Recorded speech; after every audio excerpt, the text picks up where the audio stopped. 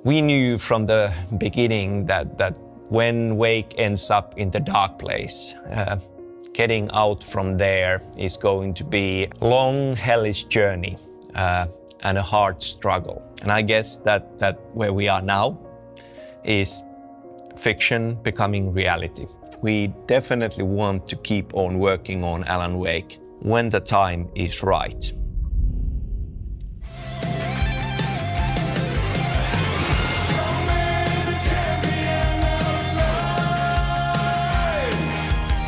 And the award goes to Alan Wake 2.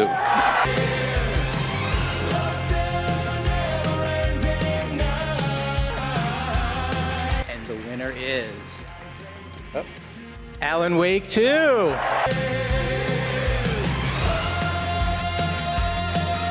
And the Game Award goes to Alan Wake 2.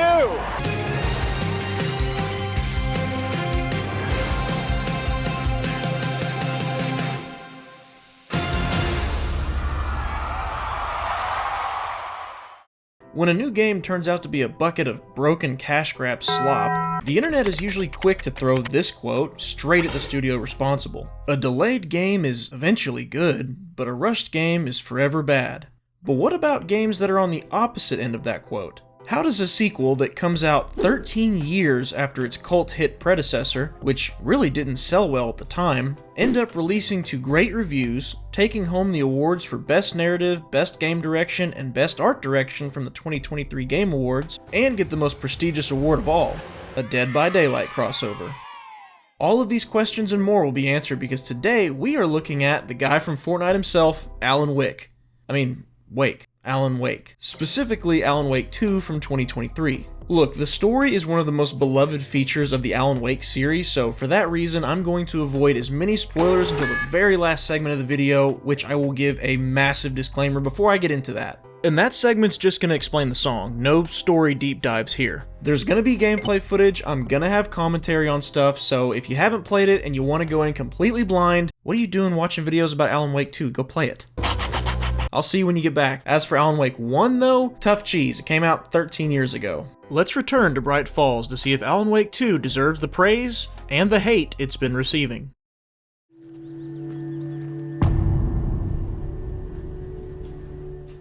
If you're familiar at all with my channel, then you already know me and AAA Modern Gaming got some beef.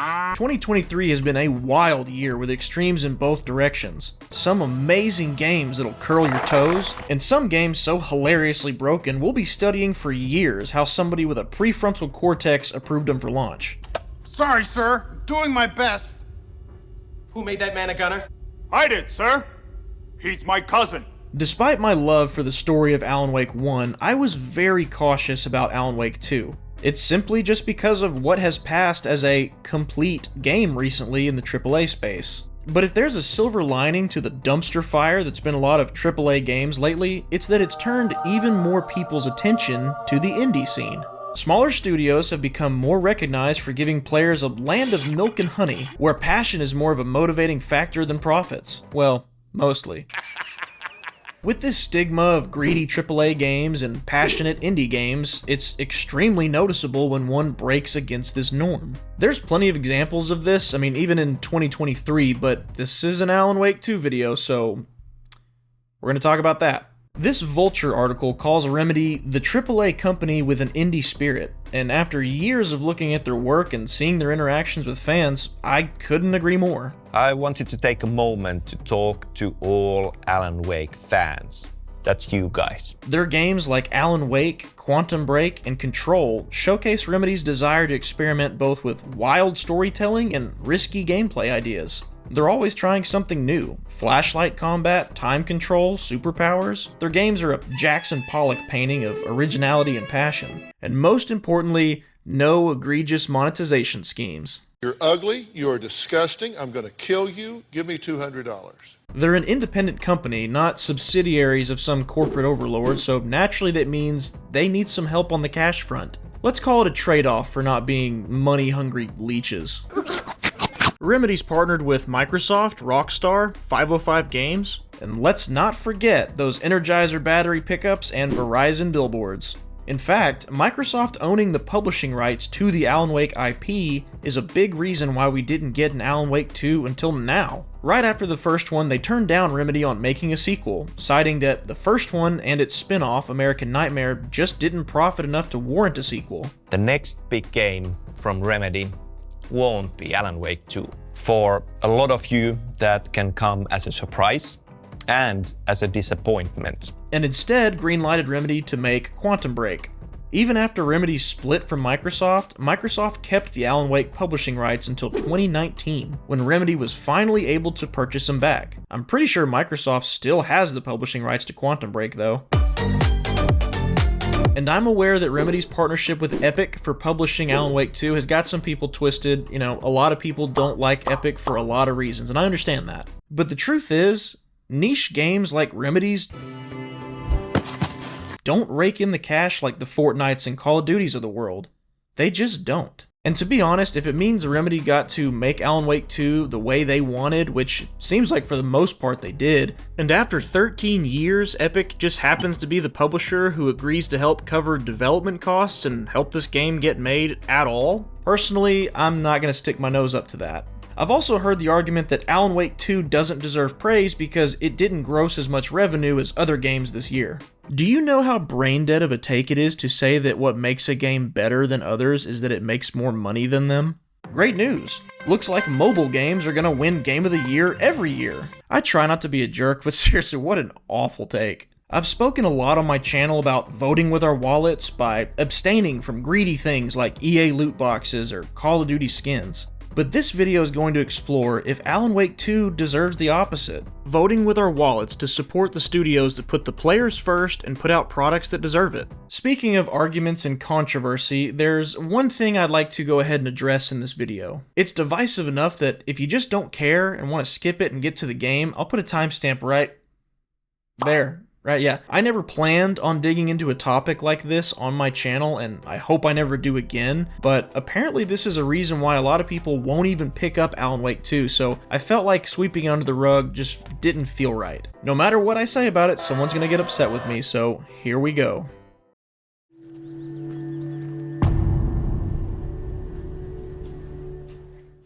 When the first trailer dropped for Alan Wake 2, some people immediately took to the internet calling it Alan Woke 2 because of the new playable character, Saga Anderson, who is black. To give more context on why this upset some people, Saga Anderson has been in a Remedy game before, and she looked a little different. Not to mention Remedy partnering with Sweet Baby Inc., a company that catches a lot of flack from the more political gaming channels. They advertise themselves as being narrative consultants whose mission is to make gaming more inclusive and diverse. They worked on Spider-Man 2, God of War Ragnarok, and have contracted with several game studios. To be honest, I'm not 100% sure why a studio would hire them. Like, I don't know what the incentive is. I don't know how it would translate to more sales, but maybe it's a stipulation of their publisher or maybe some investors. You know, you have to work with this team if we're gonna give you money. That's my guess, I don't know. While the Spider-Man 2 team apparently hired them for story consultation, the Alan Wake 2 team brought them in for character arc, voice, and sensitivity reading, whatever that means. So if my tiny, uncultured swine brain is understanding this accurately, that means they didn't help with the overall narrative or story, but specifically the arc of a character, I assume Saga, and reviewing the overall writing looking for anything they decided was too offensive to someone. Did you notice something familiar about this map? You mean like that it's our game board taped to a piece of paper? Do you think this is a problem? Race swapping fictional characters is obviously a hot topic, and there's a whole laundry list of reasons people give as to why they do or don't support it in different instances. And this time, I'll admit, for me it's a little tricky. On the one hand, yes, it's clear they race swapped a character for no reason that I can discern, except for maybe one lore theory that I won't spoil in this video. On the other hand, the character in question was a one-off character that only ever showed up in a small Easter egg in a game from 7 years ago that Remedy doesn't even own the publishing rights to. She wasn't a recurring character, she wasn't a main character, she wasn't even a side character. I mean, there's not a soul on this earth who has a poster of Quantum Break Saga Anderson hanging over their bed, I would wager. If I were a betting man anyway, which I'm not. Don't gamble. But I do understand that the sheer principle of race swapping a character is enough for some people to completely check out. I'm not trying to be an annoying centrist on this, but I've honestly got to say, I think the over-inclusion and forcing of socio-political commentary into your stories can absolutely harm your story if it's done poorly, or if it's prioritized over the story itself. How many of you have lost your home to an alien attack? How many of your children still have nightmares? How many of you have gone looking for a job? But in this case, with Alan Wake 2 specifically, I just don't see that here. A lot of the complaints I see from some of these woke outrage gaming channels make a lot of points that I think could easily be explained by the plot itself, to the point where I question if some of these content creators actually even played the game. I'll give a couple quick examples of some things people were upset about, and then we'll move on to the merit of the rest of the game. A screenshot has been making the rounds online showing a line delivered by Saga at one point in the game. Now, if you look at this with zero context to what's happening when it's said, I agree, it'd probably be enough for me to also think Alan Wake 2 was just another preachy product. I'm gonna avoid spoilers as much as I can with this, but here's my explanation for it. When that particular line is spoken, it's because a dark, evil, Lovecraftian entity called the Dark Presence is speaking inside of Saga's head. It's saying, using her voice, awful things to try and attack her relationships with those around her and her self-confidence. The Dark Presence brings out the worst in people when it infects them, and this line is a product of that Dark Presence trying to take over Saga's mind and turn her against Alan. It did the exact same thing to some white characters earlier in the game with some racially charged language too. Pinning the murder on the Bookers would have fixed this whole mess, but their kind always sticks together. I reckon we should show the who's boss, Thornton.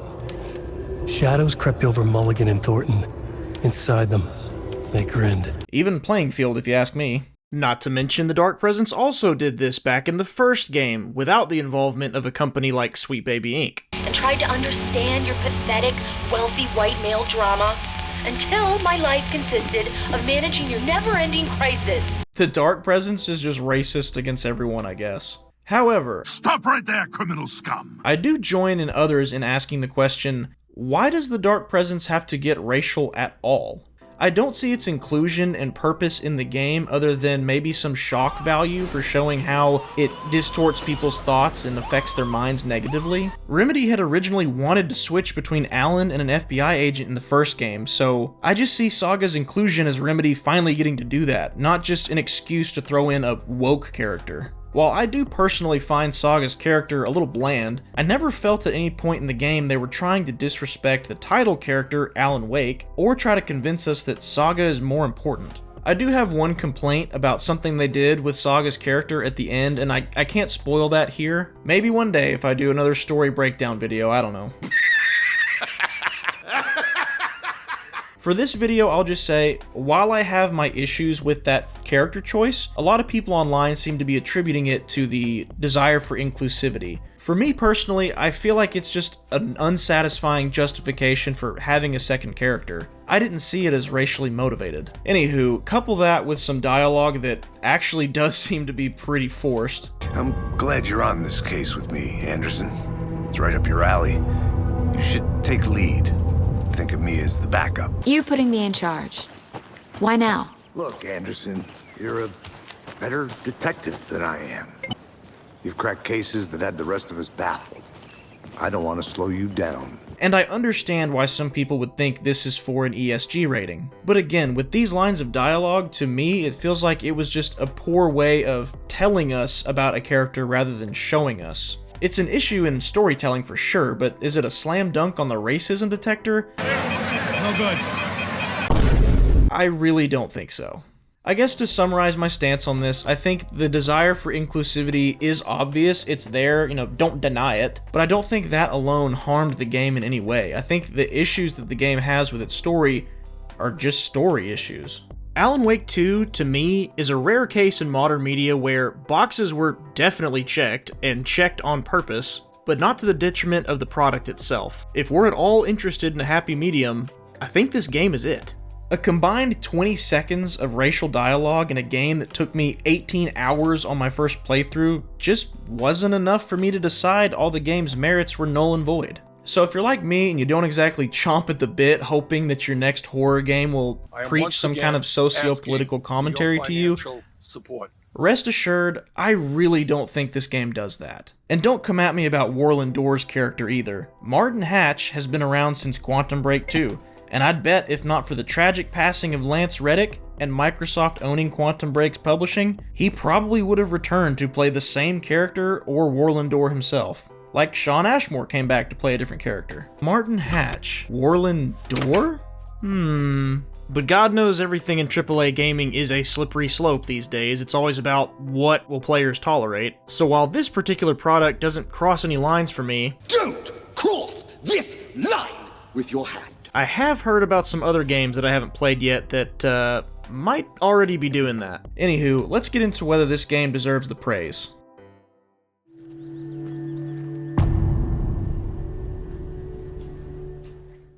Like I mentioned earlier, narrative is by far the biggest priority in the Alan Wake games. No, this isn't a game like Telltale or Supermassive, but easily the biggest things most people praise in both 1 and 2 is the storytelling. And if anyone's told you the story of Alan Wake 2 is insane, they're not over-exaggerating. I did think it was big sad that the previously on Alan Wake segments didn't return, but my guess is Remedy wanted this game to take itself a little more seriously now that it's a survival horror game instead of action-adventure with some horror flavor. The story does start a little slow, providing very little in the way of combat at first. To make a comparison, in the first Alan Wake, you fight a couple dozen enemies in that game's first chapter. In Alan Wake 2's first chapter, you fight exactly 1.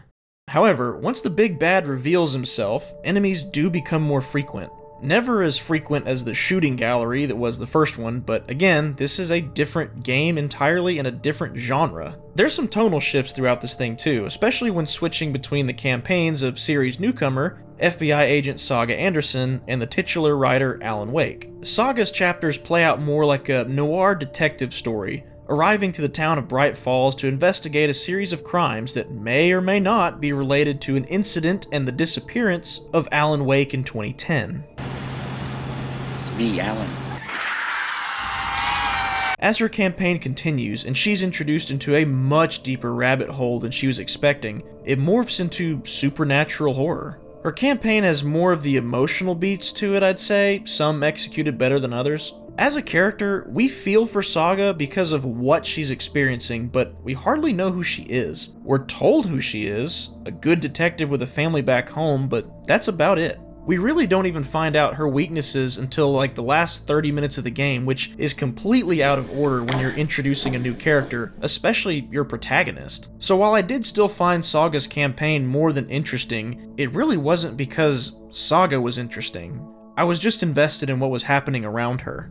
Alan's campaign, on the other hand, feels more like a psychological, metaphysical, supernatural horror all in one, and he is directly at the center of that thing. But I knew who Alan Wake was because I'm familiar with the lore from the first game. If you didn't play 1, you knew nothing about it, and you went into Alan Wake 2, let me know down in the comments how you felt about Alan. Did you understand his motivations? You don't even get a recap of what happened to him before this game until about 3/4 of the way through it. Was his story up until this point easy to follow? I would think it'd be pretty tough, but you know, what do I know? I have no idea. Both of the campaigns have several tense moments, but I'd say Alan's is the one that feels like you're always in danger at any given time, which is what I like in my survival horror games. His campaign feels like a constant game of cat and mouse between him and the forces of darkness chasing him. But Saga's has more variety to it, I'd say. Conversations, exploration, combat sequences, and some tense boss fights. But Alan's is where the real meta stuff goes down though, the stuff that people have been talking about since the game came out. That's very meta indeed. And don't let me saying meta scare you. If anything, it's because the dark place, a place that's, well, dark. You don't say. mashes together fiction and reality into this conglomeration of narrative that, if you lose yourself, can spin you in circles trying to discern what's real and what's not. And that's just in universe. This game does it too. One way is through the live-action footage it uses, which it combines with traditional visuals of a video game. I haven't seen transitions this clean since the Lord of the Rings games. No, not you. Don't you have a main menu to crash on or something? I have heard people complain about the use of live action in this game, but it has been a staple in Remedy's games ever since the first Alan Wake. The use of it has increased over time, sure, but if nothing else, it helps mesh what we, the player, see as reality, which is the live action, and then what we see as fiction, which is the traditional video game looking graphics, which isn't much different from what the Dark Place can do with reality and fiction in universe of the game. That's very meta indeed. And don't worry, the game doesn't go out of its way to be meta all the time. In fact, you don't even have to pick up on the meta stuff to still understand what's going on and enjoy the game. It's just there as some great food for thought for the Reddit boards, more than anything. As for the horror ingredients here, Alan Wake 2 is a much darker, more violent story than the first one. Right out the gates, it earns its M rating, so don't go into it expecting it to be as tame as the action, adventure, horror, thriller that was the first one. F-bombs, dismemberment, and... Maybe we can talk about what they did to my partner's face. Holy God, what are you showing me? His head. Come on! Open your eyes! It was nice to see Remedy dig into the horror genre more this time. Maybe they were given confidence by the success of recent big-budget horror games, or maybe this was in the cards well before those, I don't know. But when it comes to AAA horror games from 2023, this game makes a fine addition to my collection. Also, I know Remedy said you don't have to play Alan Wake 1 to understand Alan Wake 2, but I think that is completely false. What were they smoking? Again, if you played Alan Wake 2 and never touched Alan Wake 1 or knew anything about it, tell me in the comments what your experience was like. I would really love to hear it. The end of Alan Wake 1 is the springboard for this game, and all the established lore from before continues here, so I'm like, what do you mean we don't need to know what happened in Alan Wake 1? At Thanksgiving this year, one of my nephews said, "Hey Uncle Kingerd, I beat Alan Wake." I said, "Oh great, what'd you think of the story?" "Oh, I don't know, I just skipped all the cutscenes." You... What? Then again, this is the same nephew who played Halo for the first time and said, "This game just copied Splitgate." Hey Bentley, if you're watching this, you're a clown. This story is much less straightforward too. There were several moments in between chapters where me and the wife just kind of stopped and looked at each other and were like, what just happened? We were like housewives in a book club or something, I don't know. And those extra layers of discussion between story chapters, if something can have you wanting to talk about it after you've already stepped away from the screen, that is worthy of praise in my opinion. Most of the time anyway. Alan Wake 2 is a video game that makes some of the best use of the medium I've seen in a very long time. Genuinely, I don't believe this game would have nearly the impact on someone if you were to watch it as a TV show or streaming or just being told about it. It's something that deserves to be played. I have no clue how the AMC show in development's gonna adapt this. Look, I have never said this before. I cringe when people say it, but I'm gonna say it. I'm about to say it. I think Alan Wake 2 is a prime example of what people are talking about when they say video games can be considered art. Also, side note, I strongly suggest you switch back and forth between Saga and Alan's campaigns after each chapter, otherwise you risk coming to a point in the story where it will force you to get the other person's chapters completely caught up all at one time. And where in the story this happens will cause your pacing to screech to a grinding halt, so switch back and forth regularly. And wrapping up the story segment, I'm gonna say, no spoilers here again, I was underwhelmed by the ending. It just felt abrupt, and one character choice in particular, I just couldn't get behind. Even though the New Game Plus mode is yet another meta commentary that's actually pretty interesting and gives you a narrative reason to play it, having to play the game twice to get the true ending is eggs. Hopefully this part ages well, but I don't think the story DLC is going to add more to the story after the ending. I think they'll give more context to what some characters are doing, like Tim Breaker or a certain house you come across later in the game, but I don't think they're gonna add to the ending at all. I think the ending we got is the ending we got. And I say this because they did the same thing with the first Alan Wake. It was a cliffhanger, there was DLC, but we didn't really see a continuation after that cliffhanger until Alan Wake 2. So if you're waiting for the DLC to come out because you heard maybe it'll have the real ending in it, I'm willing to bet that is not going to be the case.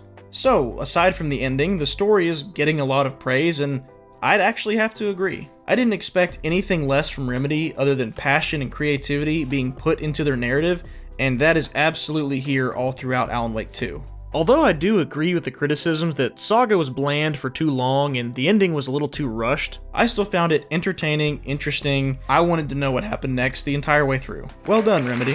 How's about we move to something a little more divisive?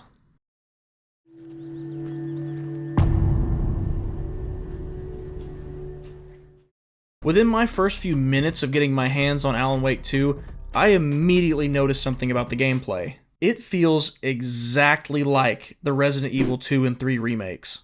The inventory management, item stashes, safe rooms, backtracking, opening up new areas of the map with a new key you found, movement, and combat mechanics felt like I was playing a Resident Evil game with a supernatural twist rather than a sequel to Alan Wake. And I was torn on this at first. My first knee-jerk reaction was like, oh, they ripped off Resident Evil, this is laziness, modern gaming, What was that sound I just made? I don't know. But the more I played it, the more I came to think that the Resident Evil influence on this game was all for the better. I don't think inspiration's always a bad thing. If it ain't broke, don't fix it. The Amazing Spider-Man, Spider-Man PS4, and Shadow of Mordor took the Batman Arkham game's combat system and was made all the better for it. Tomb Raider 2013 felt like the Uncharted games to me, and The Last of Us's stealth segments felt like Hitman Absolution's stealth segments. None of these examples do I consider to be bad things. Alan Wake 2's gameplay definitely feels like it took way more tips from the Resident Evil remakes than the first Alan Wake. Your ammo and flashlight battery count actually matter here. You've got to be careful with your shots or risk not being equipped for an upcoming encounter. Exploring to find additional supplies can mean the difference between winning and losing that next encounter too. The game has several areas that honestly feel like mini open world areas. They're not linear paths giving you the illusion of open world areas, they're actually open so you can explore for loot, collectibles, and power-ups. And I use open world loosely, I just mean you can explore around however you want and even fast travel between the different areas. The combat felt satisfying to me. I like that Remedy got rid of the more kid-friendly enemies like flying barrels or Thomas the Tank Engine, and instead commits to the terrifying humanoid ones. Alan's campaign has this horrifying concept that you're almost always surrounded by these dark, shadowy figures that whisper to you and even walk towards you. Most of the time they fade into nothing, but sometimes they shift into physical enemies that, if you're not paying attention, can catch you by surprise.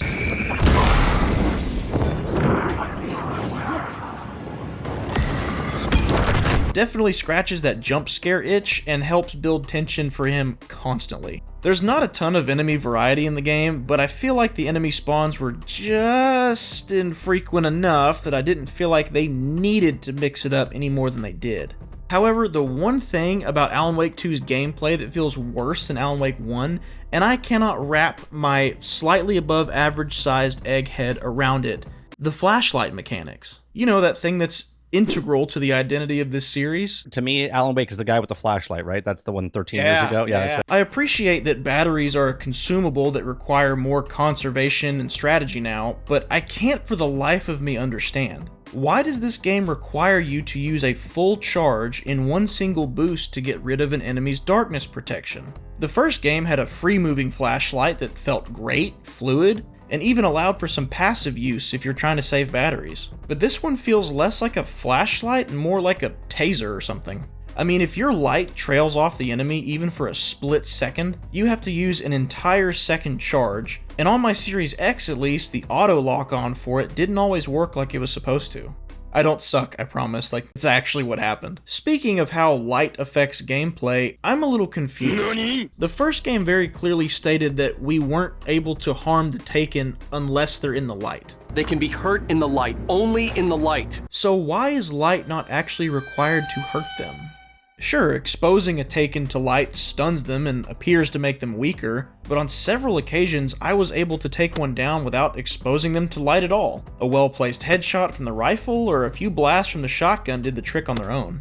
Maybe Remedy just didn't want players to get stuck, if you run out of batteries and maybe your save becomes useless, and I can appreciate that, but I really wish that lore consistency was still there. Also, at several points in the game, it's dusk or dawn, or maybe there's a little hoa hoa hoa going on. And there's still Taken running around despite the natural light source. Now, I'm no expert on all things nocturnal, but I could have sworn the first game clearly established that light physically hurts a Taken. My guess is they just wanted to have some variety in their visuals, didn't want every single chapter just being in the dark in the woods like the first one. But that bit of lore contradiction still did irk me solid. Anywho, aside from the flashlight mechanics, I think the gameplay of Alan Wake 2 accomplishes making the series finally feel like it belongs in the survival horror genre, which I do think deserves praise for that commitment. But with the survival horror genre comes a few genre tropes, which leads me to... I've got a little bit of a bone to pick with some reviewers out there. If you're anything like me, and you hear someone call a game art, like I did earlier, the first immediate thought is, oh great, it's a pretty walking sim.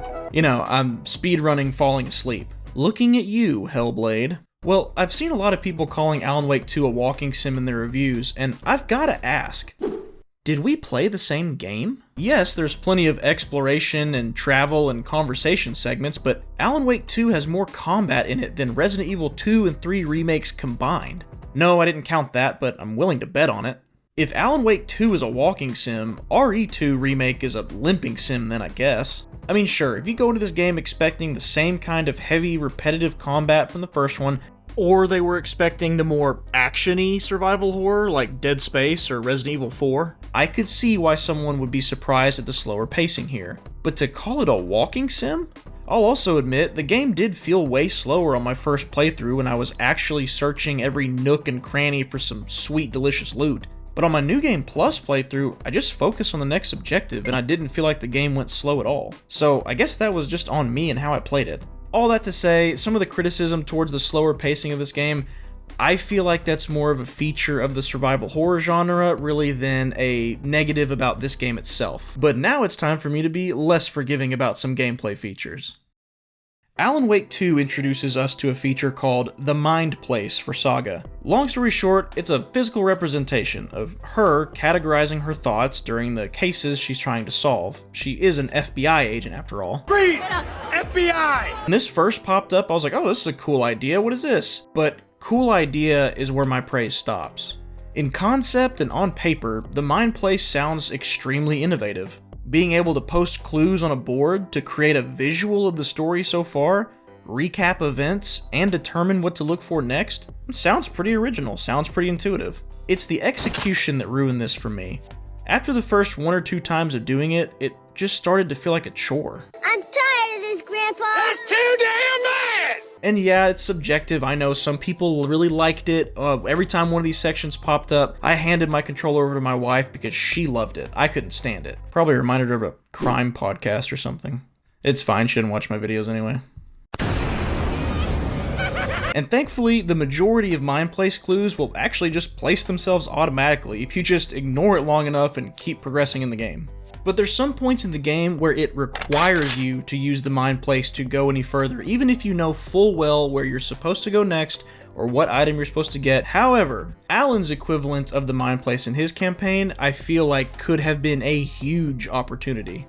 Alan's got his own board, but for him, it's for changing up pieces of a narrative. And the game kind of makes you think at first you might have some control on where the story goes. I feel like what could have been amazing here is if the player could have been some degree of control on maybe how the narrative played out for the rest of the game, or just a couple small pieces of the narrative. I don't think this game is lacking without this feature. I just feel like it could have been extremely impactful to the gameplay, could have been something really cool. To summarize our gameplay segment, while I do think the Mind Place and Alan's Dark Place do deserve the criticism they're getting, I've got to raise it one and add, the flashlight mechanics are just jacked, and for a game that emphasizes it so much, that really isn't acceptable. However, I do think the Resident Evil inspired gameplay and the slower pacing are welcome additions here. I think they help bridge the gap between the horror story that we're experiencing and the survival horror genre that the game wants to be in ways that the first Alan Wake just couldn't pull off. And while I was really hoping that Alan's board would offer something a little bit more substantial to the plot, instead you just kind of change up some scenery every once in a while. And speaking of scenery, good lord.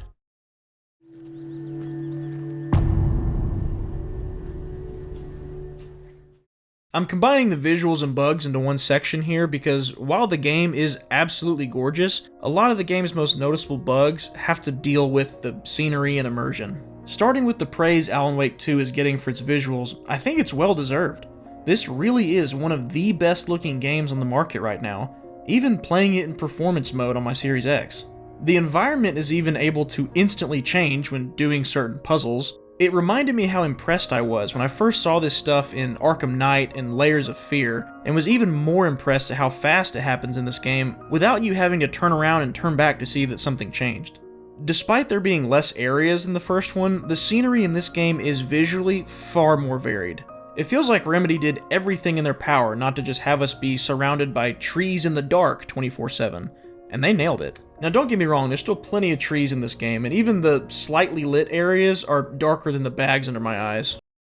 Told you. There was not one location I could find in this game that lacked in detail, even in the spots that were off the beaten path and unlikely to be seen by most players.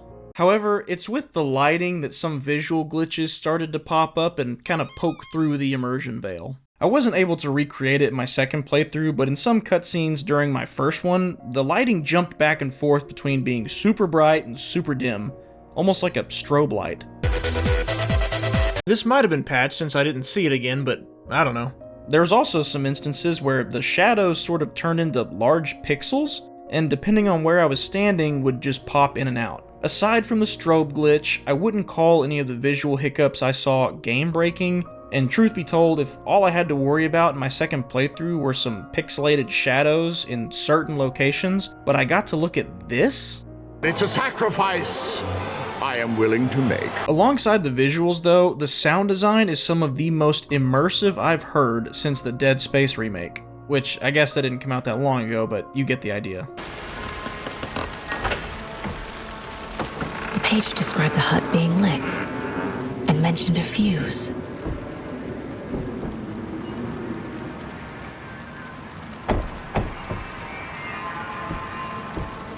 I mean, just in the first chapter of the game, you can hear the rain actually sounding like it's hitting leaves, and you can hear the sound of Saga's sleeves sliding against her jacket as she moves. Play this game with headphones if you can. And of course, with good sound design in a horror game comes good jump scares.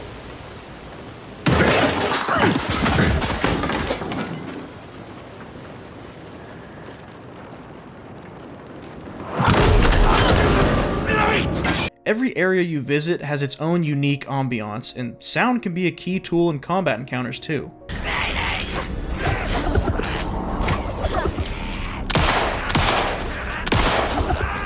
Now for the worst bugs I experienced in the game, and as of recording, 2 months after launch, they're still there.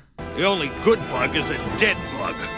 For some reason, when starting a game, there seems to be a 50-50 shot that no audio will come through at all.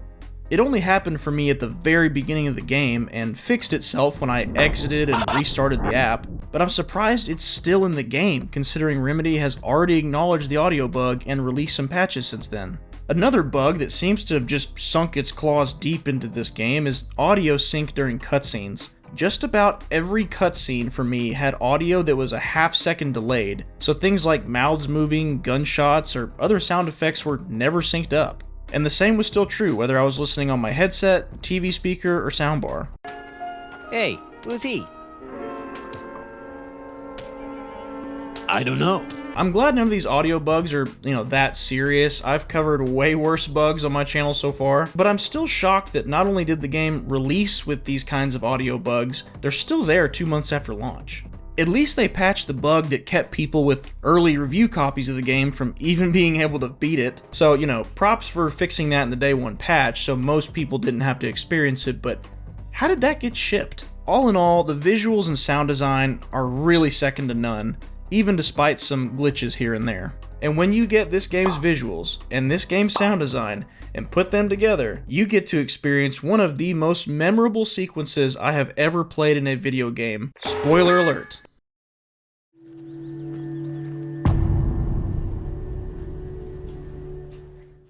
Let me go ahead and stop you right here to say, if you haven't played Alan Wake 2 yet, and you're planning to, even if you're waiting for it to go on sale, stop watching this video right now. Stop right there! Here we go, last chance.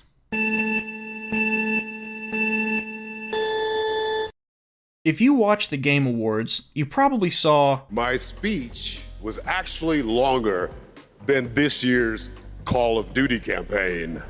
No, not that, although that was great. You probably saw that musical number performed by Poets of the Fall, the Alan Wake cast, and Sam Lake. And maybe you thought to yourself, isn't this supposed to be a horror game? What am I watching right now? Well, young sir or madam, you were watching a recreation of one of the most unique, entertaining, and creative sequences I have ever seen put into a video game. No exaggeration. The Herald of Darkness sequence in Alan's campaign is several things all at once. Just in case someone's watching who might change their mind and go play the game, I won't go into a full-on analysis, but I'll just share a diet version to help explain the context here. In context, Alan is experiencing the dark place, combining what's real and what's not. The band, the song, the setting, the costumes, the choreography, all are a combination of things that have happened, but also have not happened. We're watching in real time a visual representation of what could happen to Alan if he doesn't get out of the dark place. He's aware and afraid at first, but could eventually conform to the shenanigans going on around him. The song itself, Herald of Darkness, is a recap of the events that led to the first game, including some set pieces that mirror scenes in the original.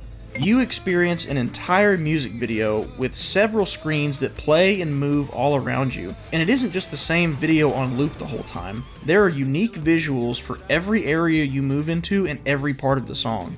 They even help guide you through it. The return of Poets of the Fall, the Finnish band that reprises their roles as the old gods of Asgard, and also exists as themselves in universe. They've got a great relationship with Remedy over the years. They played the song in one of the more memorable sequences in the first one too, and they even have Ilkavili as Alan Wake show up in their music video for their song War. It's a display of Sam Lake and Remedy's dedication to making the kind of game they want to make. If you're like me and you're sick of seeing games pumped out without any passion, this entire sequence is passion personified into a video game. And finally, it is a celebration of the return of the Alan Wake series after 13 years. The IP was locked behind Microsoft until 2019, and this entire musical number and interactive sequence is a straight up celebration of Remedy just getting to be Remedy. Something you don't see often in the AAA space today. As the self-proclaimed Alan Wake shill that I am, this whole segment gave me goosebumps, made me smile, but even if you're not a longtime fan of Alan Wake, this is still a love letter to you, thanking you for playing their game. Everyone on screen looks like they're having a good time filming this, and it doesn't feel like self-indulgence or arrogance, it's gratitude. If you're feeling let down by my description of that part of the game, let that go to show you that it is a segment that deserves to be played. There's a reason why so many people are talking about it. Fighting enemies in a psychedelic, interactive music video that's got both in-game and real-world relevance is seriously something to behold. You may not like it, but this is what peak passion in a video game looks like. In a world where Call of Duty gets hated on, Halo gets hated on, it just feels good to have a franchise that I like actually feel like it's in the middle of a high point, you know what I mean? If you're like me and sick of the greedy cash grabs thrown at us by AAA studios, Alan Wake 2 is the type of game and Remedy is the type of studio to support. It's very clear that they care about their games and their players, which, if I'm not mistaken, a lot of people keep saying that's what they want to see more often from larger game studios. But it's not just about being relative to the games around it. The game stands on its own. A woke controversy, some flashlight mechanics, and some bugs aside, I really do believe that Alan Wake 2 deserves the praise it's been getting. And I hope Remedy and studios like Remedy are inspired to stick around and keep sharing their passion with us, the players, even if maybe we don't deserve that from studios. I have no doubt that Remedy Entertainment is one of the most passionate AAA gaming studios of our modern time. And I think they deserve all the support they can get. You want to check out the extended version of my Alan Wake 1 video? Here's the link for that. As always, thanks for watching. Kingerd out.